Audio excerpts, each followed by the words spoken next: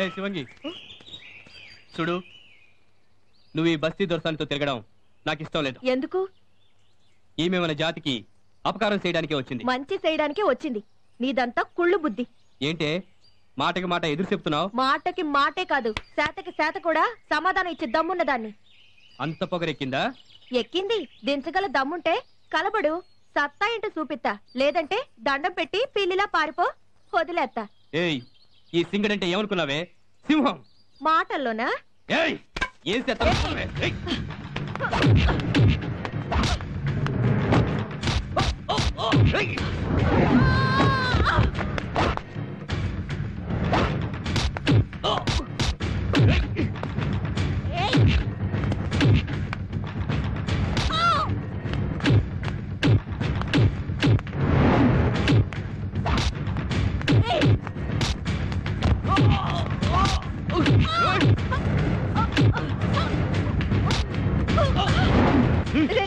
వదలరా, నువ్వే గెలిచావురా. నన్ను నువ్వే మనువాడాలి. మనువాడాలంటే నువ్వు ఈ దొరసాన్ని గూడు నుంచి పంపేయాలి. సరే సరే, వదలరా. ముందు వదిలేరా.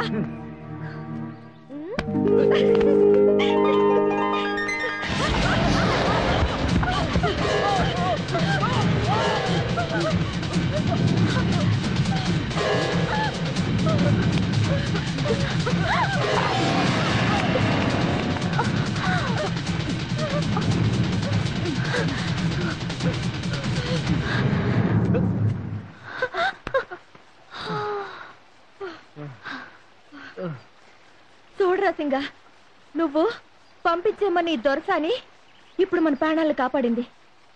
నాగరికులంతా సెడ్డోళ్ళని తప్పుగా అనుకున్నాను. నా తప్పు ఒకే దొరసాని. తప్పు ఒకేయాలంటే ఓ పని చేయాలి.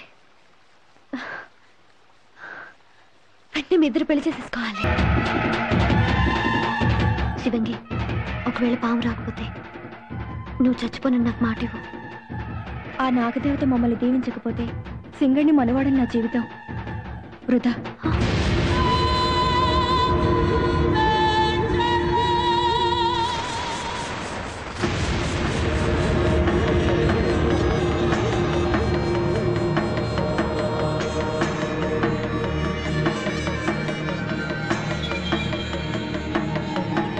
తల్లి, అమ్మా అబ్బా లేకున్నా సింగడు నా బిడ్డలా పెరిగినాడు. వీళ్ళిద్దరూ మనువాడాలని మోజుపడి నీ కాడికి మొక్కుకుందామని వచ్చినారు. కరుణించి కనిపించి దీవించు తల్లి. రామ్మ, రా తల్లి, దీవించు తల్లి.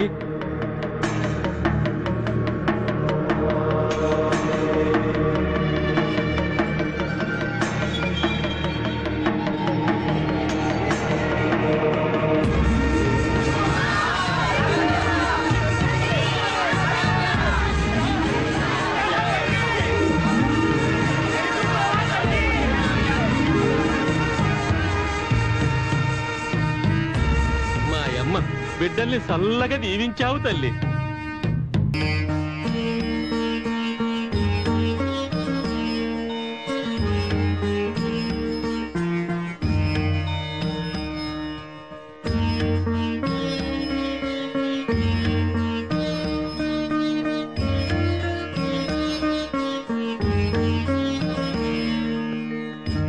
ఈ ఏళ మీరు మా గూడానికి రావడం మా అదృష్టం స్వామి.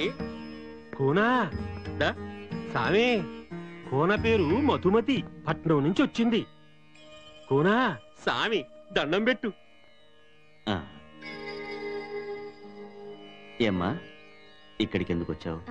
మా గురించి, మా గూడెం గురించి తెలుసుకోవడానికి వచ్చింది స్వామి. అంతేకాదు స్వామి, మాకు దొరకని అదృష్టం ఈ కోనకు దక్కింది. ఏమిటా అదృష్టం? మన కులదేవత అమ్మ వాసుకి దర్శనం దొరికింది స్వామి. అంతేకాదు తల్లి ఈ కూన దాహం తీర్చింది. నీళ్ళిచ్చింది నిజమే, కానీ పాము అమ్మాయిలా వచ్చిందంటే నేను నమ్మను. నువ్వు హేతువాదివా? కాదు, వాస్తవవాదిని. వాస్తవవాదివా? అదేమిటో మీరే అన్నారుగా హేతువాదినని. నాది ఏ వాదం అని అనుకున్నా పర్వాలేదు, కానీ నా కళ్ళతో చూడందే ఏది నేను నమ్మను. నీ కళ్ళతో చూడలేని వాస్తవాలు ఈ ప్రపంచంలో ఎన్నో ఉన్నాయి. ఒక్కొక్కప్పుడు మన కళ్ళతో చూసినవే నమ్మలేని మనుషులం మనం. కావచ్చు, కానీ ఇది సంథింగ్. చూడమ్మా, ఈ దొరగుడిసెలో ఉన్న కృష్ణ సర్పాన్ని నువ్వు చూసావా? చూశాను. అది కొన్ని వందల సంవత్సరాలుగా ఆ తాళపత్రాలను కాపలా కాస్తోంది. అదే నేను నమ్మలేకపోతున్నాను. పావుల జీవితకాలం ఎంత? అది కొన్ని వందల సంవత్సరాల నుంచి కాపలా కాయడం ఏంటి? మరదే అదే మంత్రశక్తి అంటే.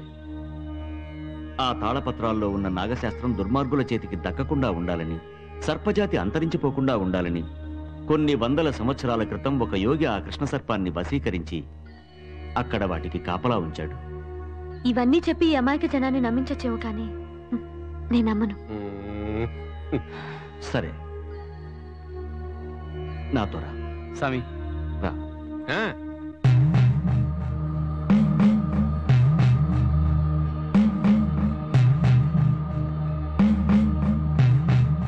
మీరెవ్వరూ ఈ గీత దాటి లోపలికి రాకూడదు.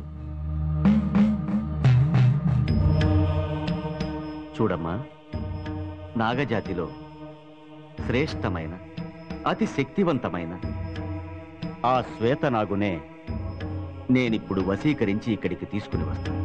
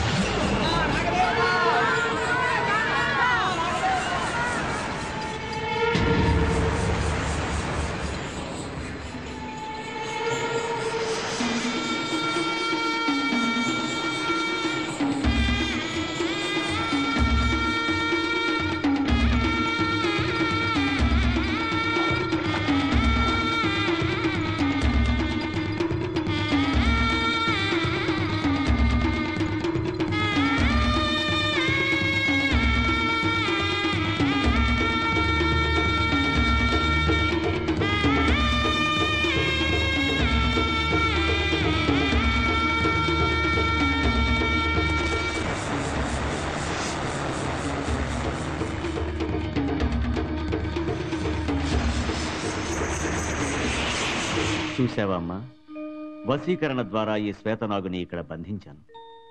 అది దాని జాతి లక్షణాన్ని కోల్పోయింది. ఇప్పుడది కదల్లేదు. మళ్ళీ నాకు నేనుగా వశీకరణను ఉపసంహరిస్తే తప్ప ఈ శ్వేతనాగులో కదలిక రాదు. కావాలంటే పరీక్షించు. ఆ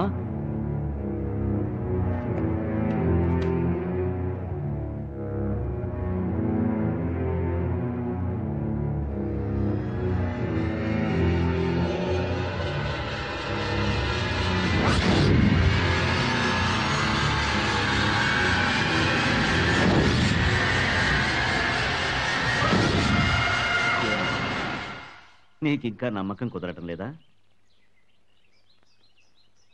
అది ఆ బంధనంలో ఉన్నంత వరకు ఎంతకాలమైనా అదలా అచేతనంగా ఉండాల్సిందే. మీరు చెప్పేది నిజమైతే నా కోసం వదిలా ఉండనక్కర్లేదు. దాన్ని వదిలేయండి. అలాగే.